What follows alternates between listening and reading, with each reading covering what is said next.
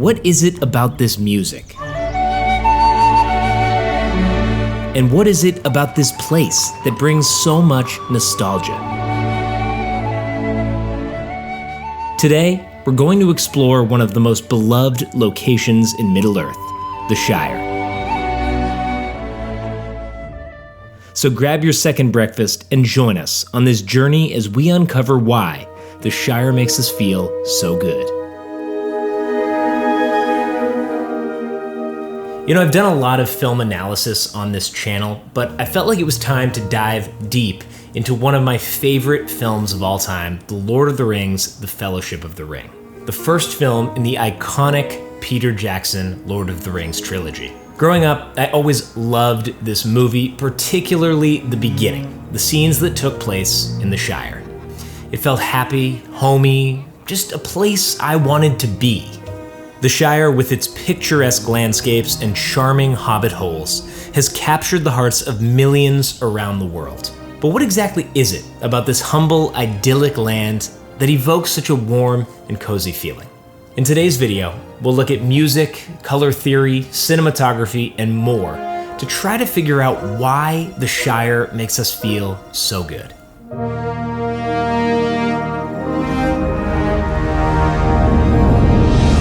In order to gain an understanding of the Shire, we should try to understand its background and how it relates to us, the viewers. The Shire is nestled in the heart of Middle-earth, a serene and tranquil region characterized by rolling hills, lush farmland, and vibrant gardens. It's a place that immediately transports us to a simpler time, free from the chaos and complexities of our modern world. This connection to nature and the beauty of the Shire's landscapes creates a sense of peace and harmony, allowing us to escape reality, even if just for a little while. The YouTube channel The Broken Sword speaks a little bit about why the Shire might feel this way. It is widely believed that Tolkien constructed the Shire in the eye of his ideal home. He loved the countryside and he loved nature in general, especially trees, if you had never guessed that from his writings. And it is no surprise that this is what the Hobbits love about the Shire too. That is why it is described as such a beautiful place. J.R.R. Tolkien, author of the Lord of the Rings books, may have actually placed his dream home into the story through the Shire. But what about the people of this land? The inhabitants of the Shire are hobbits, pint-sized creatures who possess a unique way of life that revolves around good food, good company, and a profound appreciation for the little things in life. Their cheerful disposition, love for celebrations, and penchant for simple pleasures reminds us of the importance of slowing down and enjoying life's small joys. In a world filled with constant hustle and bustle, the Hobbit's way of life in the Shire offers a refreshing and comforting perspective. And speaking of celebrations, who can forget about the famous Hobbit parties? The sense of community and togetherness during these festivities is infectious. It reminds us of the power of shared experiences and the bonds that we forge with others. The Shire's celebrations bring people together, fostering a sense of unity and belonging that warms our hearts. Lastly, the Shire represents a place of safety and refuge amidst the chaos of Middle-earth. It serves as a reminder that even in the face of darkness and adversity, there is hope and a chance of a peaceful existence. The Hobbits' resilience and determination in protecting their homeland inspires us to stand up for what we believe in and defend the things that we hold dear. The Shire serves as a beacon of hope, reminding us that even the smallest of individuals can make a difference. All of these themes cause us, the viewers, to reflect on our own lives, to think of simplicity, community, and a hope for a better future. But it isn't just the story and the background that cause the Shire to feel this way to us. There's a lot more technical elements at play that we'll explore coming up.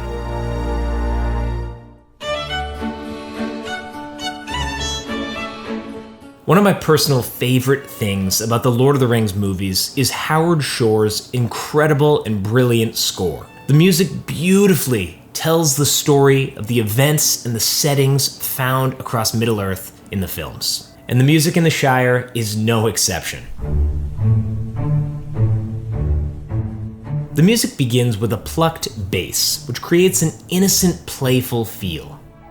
Immediately, a tin whistle is introduced. The Shire's music is unassuming. Its placement early in the Fellowship of the Ring, mostly played by solo whistle or clarinet, ties it inextricably to the feeling of comfort and warmth that Frodo associates with home. The instrumentation of Concerning Hobbits features a combination of acoustic and folk-inspired instruments, such as the tin whistle, the fiddle, acoustic guitar, and harp. These instruments create a warm and pastoral sound that evoke a sense of comfort and nostalgia. A childlike skip beat is introduced, played over the simple chord progression. Simple like that of the life of a hobbit. The melody continues to rise and fall like the hills of the Shire themselves, the music encapsulating the surroundings of the environment. Peter Jackson said, "We wanted to feel that the hobbits were playing the music, so it has that sort of quality. This in particular can be noticed during Bilbo's birthday party, as the hobbits dance to the rhythm of the film's score."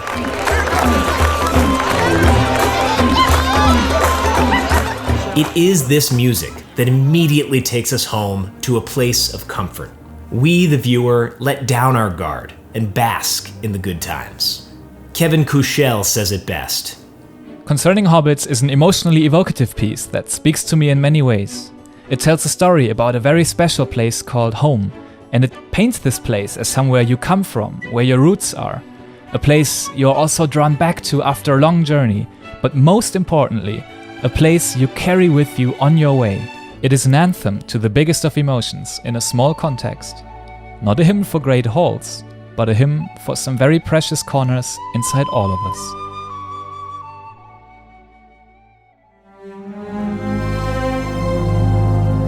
One can't think of the Shire without envisioning the color green.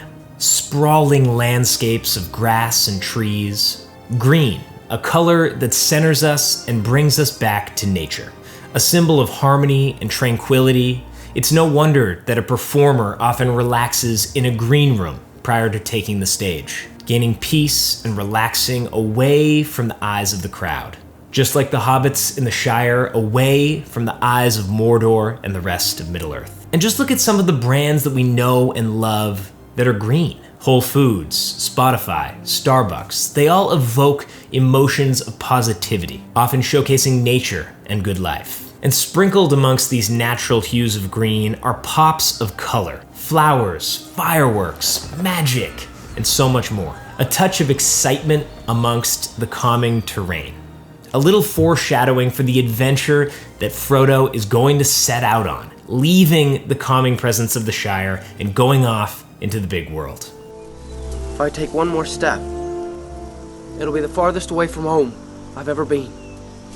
The Fellowship of the Ring employs a film editing technique called digital grading, a type of color manipulation for the film.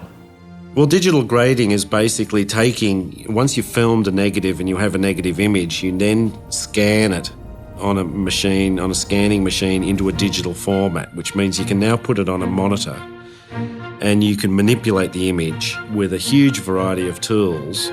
You can make it brighter and darker, you can affect the colours, you can affect highlights and shadows.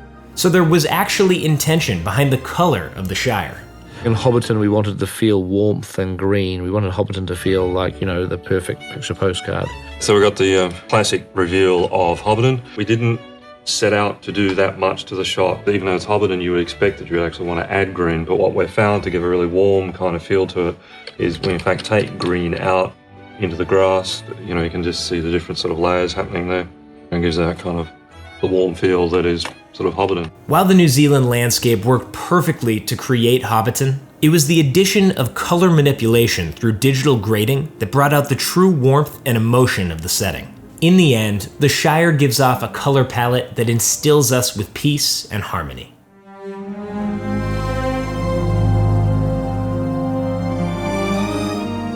Our final area of exploration is the creative techniques used during the filmmaking process. The Shire is our first major location in the entirety of the Lord of the Rings trilogy.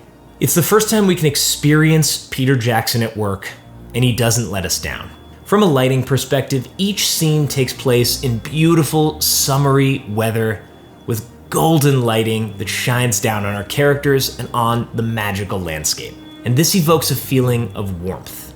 Wide, panning jib shots show off the environment in full detail, an environment that wasn't as easily built as it may seem.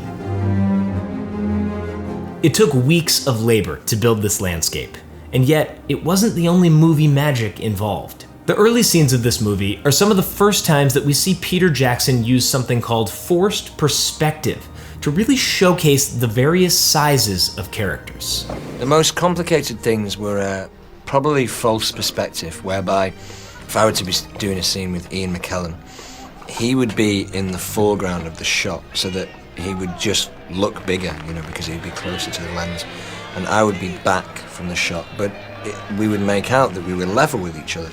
Amazingly simple in the sense that it is literally just one person in the foreground, one person in the background. We'll look at the eyes. Elijah will be roughly. For us, as actors, that posed the problem of eyeline. From the hand of Sauron himself. No, don't look at me. Sauron himself. Scale doubles were also used to help sell this effect. We had scale doubles, for one, and we, as the Hobbits, had to direct them, which is interesting. So come up, run, and then just sort of, maybe plant your front foot out there and just sort of settle yourself down. The use of forced perspective and scale doubles really immerses us into this world. It draws us into the scene as though we're really there, experiencing these different types of characters. We're infused with emotions as though we too are experiencing the joys of Hobbiton. Peter Jackson and his team did not take the easy road when it came to creating The Shire and the Lord of the Rings films. And that's one of the major reasons why we feel so connected to these environments and The Shire in particular.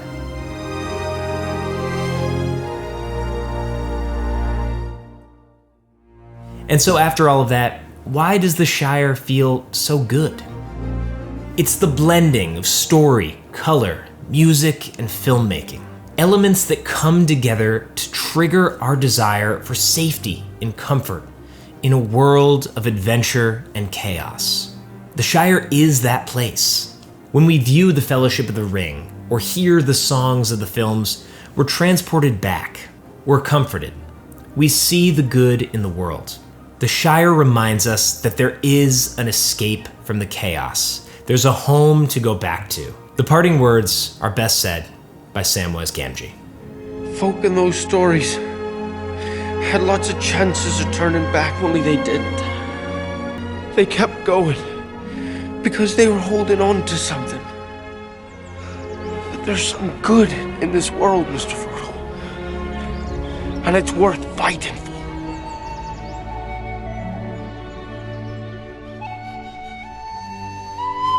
If you enjoyed this video, let me know down in the comments. It's a slightly different video than I typically do on this channel, but I had a ton of fun making it, so let me know what you thought about it. Go ahead and like the video, subscribe to the channel, and we'll be back with a whole bunch more.